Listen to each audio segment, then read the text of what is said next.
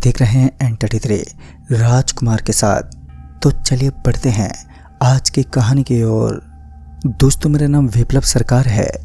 मेरा परिवार गाने बजाने वालों का परिवार था। मेरे दादा परदादा सभी गाने बजाने का काम किया करते थे, पर मेरे पिता का इंटरेस्ट मूर्ति कला की ओर था। मेरे पिता कई सारे पुरस्कार और उपलब्धि हासिल कर चुके थे। अब वो वैक्स तकनीक की मदद से मूर्ति बनाते थे। उनके द्वारा बनाई गई मूर्ति देश विदेश दोनों जगह डिमांड में थी। वो ऑर्डर पर लोगों की चॉइस की मूर्ति बनाकर उन्हें बेचा करते थे। दोस्तों, मैं उस वक्त यहीं कोई 11 साल का रहा होऊंगा। काली पूजा का समय था और उस दिन पिताजी कुछ सामान लाने कोलकाता गए हुए थे। मेरे बरामदा पर एक लिफाफा पड़ा था। उसके ऊपर खून से मेरा एड्रेस लिखा था और दाएं साइड पर अंगूठा का निशान था। वो भी इंक नहीं बल्कि खून ही था। मेरे पिता थोड़े सख्त मिजाज के इंसान थे, इसलिए मैंने उस लिफाफे को नहीं खोला और उसे अपने पिता को उनके आने पर मैंने तुरंत ही दे दिया।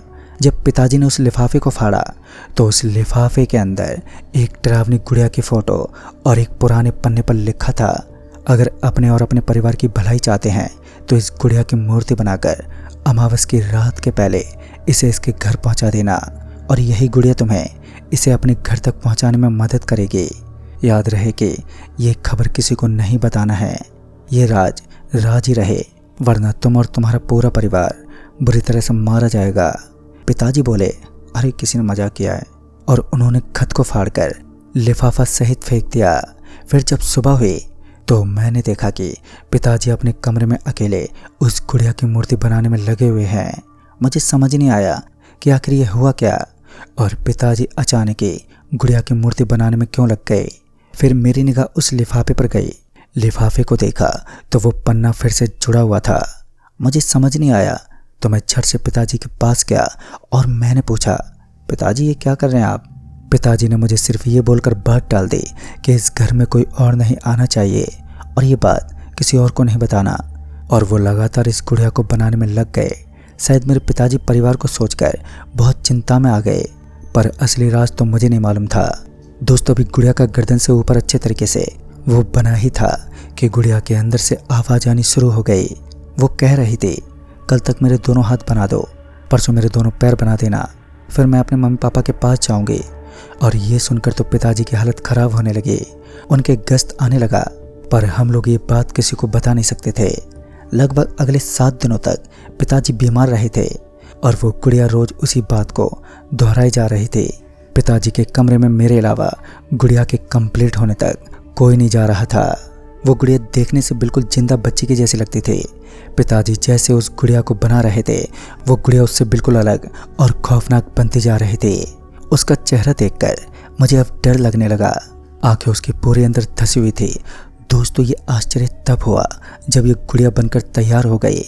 उस समय रात के लगभग 12:30 बज रहे थे और गुड़िया के अंदर से आवाज आई, मुझे मेरे घर पहुंचा दो, मेरे मम्मी पापा मेरे इंतजार कर रहे हैं। और अजीब सी चीज इस गुड़िया के अंदर चाहने लगी।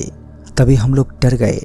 दोस्तों, पिताजी ने जाने के लिए अपनी 4 व्हीलर गाड़ी निकाली और मैं इस गुड़िया को लेकर गाड़ी तक छोड़ने गया। तभी गुड़िया ने मेरा हाथ पकड़ लिया और उसके अंदर से फिर से आवाज आने लगी, मैं इसे अपने साथ लेकर जाऊंगी। और लाख कोशिश करने के बाद भी उस गुड़िया ने मेरा हाथ नहीं छोड़ा। गाड़ी जैसी मेन सड़क पर आई तो पिताजी का कोई कंट्रोल इस गाड़ी पर नहीं था, पर गाड़ी लगातार आगे ही बढ़ती जा रही थी। समझ में नहीं आ रहा था कि ये सब कैसे हो रहा है, पर हम लोग ये उम्मीद में थे कि किसी तरह से ये बला टल जाए।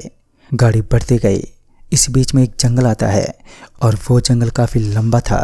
लगभग 3.5 किलोमीटर जंगल के अंदर जाने पर एक मोड़ आया जहाँ पर लिखा था, अंदर जाना बिल्कुल मना है। और उस मोड़ पर गाड़ी की लाइट अपने आप जलने बुझने लगी। फिर गाड़ी की लाइट स्थिर हो गई और करीब 400 मीटर अंदर जाने के बाद एक बहुत ही घने पेड़ के पास रुक गई। वहाँ हमें एक औरत की चीख सुनाई दे रही थी और गाड़ी की लाइट एक बार फिर से जलने बुझने लगी। गाड़ी के शीशे के बाहर बहुत से खून से लथपथ शैतान अंदर घुसने की कोशिश करने लगे। पिताजी और मेरी हालत बिल्कुल ख़राब होने लगी। मुझे लग रहा था अब यहाँ से वापस अपने घर नहीं लौट पाऊंगा। तभी गुड़िया के अंदर से आवाज़ आई, मैं इसे अपने साथ रखूंगी। पिताजी हाथ जोड़कर उससे रिक्वेस्ट करने लगे, प्लीज़ इसे छोड़ दो, इसके बदले मुझे रख लो, इसकी जान बख्श दो।